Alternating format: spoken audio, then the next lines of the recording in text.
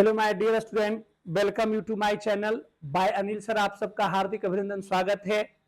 उम्मीद करते हैं आप सबको बहुत अच्छे होंगे। और आज मैं आप सबको फिजिक्स का कुछ क्वेश्चन लेकर आए हैं। न्यूमेरिकल नहीं है सर, और ये न्यूमेरिकल जो लिखा वो गलत है। न्यूमेरिकल ये होता है NUMERICAL, न्यूमेरिकल। ये टाइपिंग करने में मिस्टेक हुआ है सर, इसके लिए क्षमा चाहेंगे। और सबसे पहला क्वेश्चन है, इलेक्ट्रॉन पर कितना आवेश रहता है? 1.6 गुने, ध्यान देते सर, 1.6 गुने 10 के पावर माइनस 19 C होता है। C मतलब कूलाम होता है सर। ये ऋण आवेश होता है। इलेक्ट्रॉन जो होता है सर, ये ऋण आवेश होता है। ऋण आवेश मतलब माइनस में होता है। कुछ में होता है सर, माइनस में होता है। पदार्थ का 3 कण होते हैं सर। पदार्थ में कितने कण? 3 कण। पहला होता है सर इलेक्ट्रॉन, दूसरा होता है प्रोटॉन, और तीसरा होता है सर न्यूट्रॉन। अगला क्वेश्चन देखते हैं सर, क्वेश्चन नंबर 2 देखते हैं। क्वेश्चन नंबर 2 कहता है सर, ए मीटर तथा वोल्ट मीटर में किसका प्रतिरोध अधिक होता है? उत्तर है सर वोल्ट मीटर का। ध्यान देते हैं सर, ए मीटर कहने का मतलब ए, और वोल्ट मीटर कहने का मतलब भी। ध्यान देते सर, ए मीटर जो है सर विद्युत धारा को ज्ञात करती है, विद्युत धारा को मापने का काम करती है। ए मीटर जो है सर विद्युत धारा को मापने के काम करती है, जबकि वोल्ट मीटर जो है सर विभवांतर को मापने का काम करती है। किसको सर? विभवांतर को मापने का काम करती है। ए मीटर को सर श्रेणी क्रम में जोड़ा जाता है। किस क्रम में? श्रेणी क्रम में जोड़ा जाता है। जबकि वोल्ट मीटर को सर समानांतर क्रम में जोड़ा जाता है, और समानांतर क्रम को ही पार्श्व क्रम कहते हैं सर। कौन क्रम कहते हैं? पार्श्व क्रम कहते हैं सर।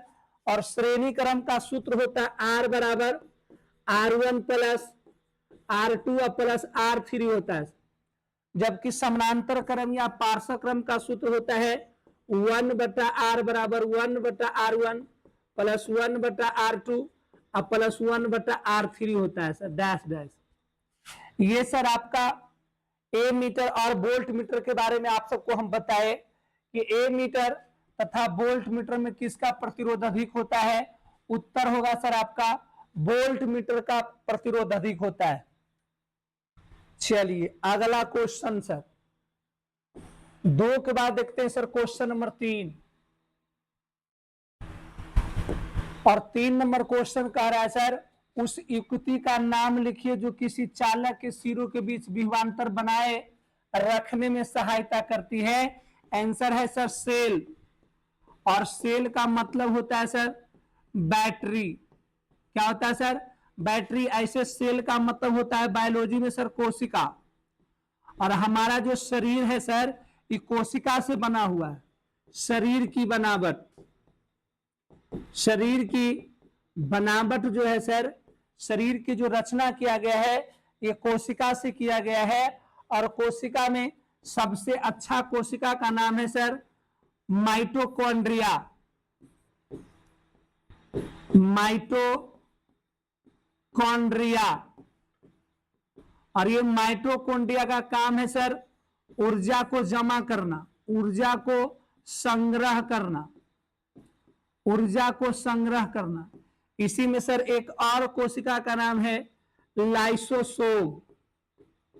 और लाइसोसोम को सर आत्महत्या की थैली कहा जाता है। आत्महत्या की थैली कहा जाता है। लेकिन बात बनता है सर, ये हमको फिजिक्स में पढ़ना है सेल बैटरी के बारे में, लेकिन सेल कोशिका के बारे में पढ़ना है हमको बायोलॉजी में। कोशिका शरीर की बनावट करता है। ये शरीर जो बना हुआ है सर कोशिका से बना हुआ है। और कोशिका में कोशिका का नाम है माइटोकॉन्ड्रिया, जिसका काम है ऊर्जा को संग्रह करना। जबकि एक दूसरा कोशिका का नाम है लाइसोसोम, जिसको आत्महत्या की थैली कहा जाता है। चलिए अगला क्वेश्चन सर 3 के बाद देखते हैं क्वेश्चन नंबर 4। और 4 नंबर क्वेश्चन का रहा सर, किसी विद्युत परिपथ में 2 बिंदुओं के बीच विभवांतर मापने के लिए वोल्ट मीटर को किस प्रकार संयोजित किया जाता है? अभी तुरंत बताया सर, समानांतर क्रम या पार्श्व क्रम। अभी तुरंत बताया सर, विभवांतर को मापने के लिए, विभवांतर भी को मापने के लिए वोल्ट मीटर का प्रयोग किया जाता है। किस मीटर को सर? वोल्ट मीटर को। और वोल्ट मीटर को समानांतर क्रम में जोड़ा जाता है सर। समानांतर क्रम को ही सर हम पार्श्व क्रम कहते हैं। कौन क्रम कहते हैं सर? पार्श्व क्रम कहते हैं। चलिए अगला क्वेश्चन सर, 4 के बाद क्वेश्चन नंबर 5 देखते हैं। और 5 नंबर क्वेश्चन कह रहा है सर, विद्युत विभव से आप क्या समझते हैं? उत्तर, एकांक धन आवेश को अनंत से किसी बिंदु तक लाने में किया गया कार्य को उस बिंदु का विद्युत विभव कहलाता है या कहते हैं। अगला क्वेश्चन सर, इसको लिख के याद करना है आपको। क्वेश्चन नंबर 6 देखते हैं सर, सरल सेल में धन ध्रुव का कार्य कौन करता है? तांबा का प्लेट काम करता है सर। ऑब्जेक्टिव क्वेश्चन है। अगला क्वेश्चन देखते हैं सर, 7 नंबर। 7 का था किलोवाट घंटा KWH क्या है? विद्युत ऊर्जा का व्यवसायिक मात्रक। ध्यान देते हैं सर, KWH, KWH का मतलब होता है सर K से किलो और W से वाट और H से घंटा। किलोवाट घंटा है जो सर ऊर्जा का, विद्युत ऊर्जा का SI मात्रक है सर। और एक यूनिट में, एक यूनिट बराबर सर 1 KWH होता है। अब ध्यान दीजिएगा, 1 KWH बराबर होता है सर 1000 वाट होता है। 1000 वाट बराबर 1 KWH होता है। और 1 KWH बराबर 1 यूनिट होता है। कार्य का ऐसा मात्रक जूल होता है, 1 जूल बराबर होता है सर। ध्यान दीजिएगा, उसी प्रकार से आप निकाल सकते हैं। चलिए जी अगला क्वेश्चन देखते हैं। 7 के बाद देखते हैं सर क्वेश्चन नंबर 8।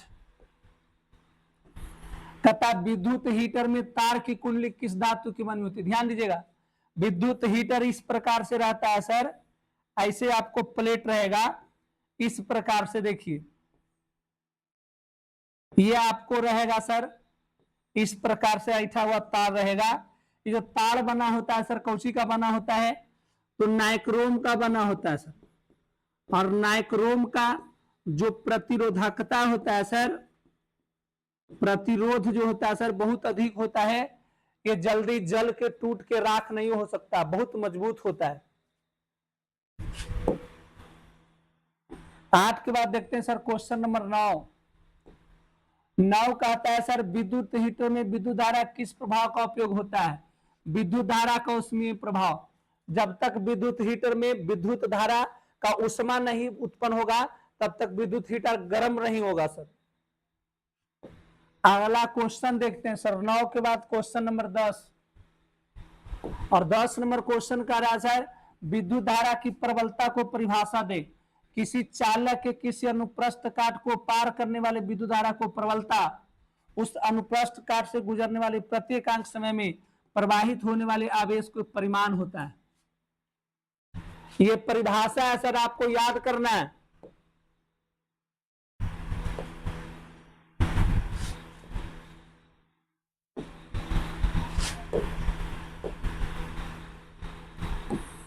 अगला क्वेश्चन देखते हैं सर। और अगला क्वेश्चन आपका है 10 के बाद क्वेश्चन नंबर 11। और 11 नंबर कह रहा है सर कि विद्युत बल्ब में निष्क्रिय गैस क्यों भरी जाती है? विद्युत बल्ब में निष्क्रिय गैस क्यों भरी जाती है? तो विद्युत बल्ब का फिलामेंट टंगस्टन का बना होता है जिससे उच्च ताप पर प्रकाश निकलता है। यदि इस स्थिति में फिलामेंट हवा वायु के संपर्क में आ जाए तो हवा के ऑक्सीजन से ऑक्सीकृत ऑक्साइड होकर भंगुर ब्रेटलेट हो जाएगा और टूट जाएगा। इसलिए बल्ब के भीतर की हवा को निकालकर निष्क्रिय गैस इंटर गैस भर दी जाती है। चलिए 11 के बाद है सर क्वेश्चन नंबर आपका 12। और 12 नंबर कहता है किसी विद्युत हीटर के परिपथ में जुड़ा चालक तार क्यों उत्पन्न नहीं होता जबकि उसका तापन अवयव उत्पन्न हो जाता है।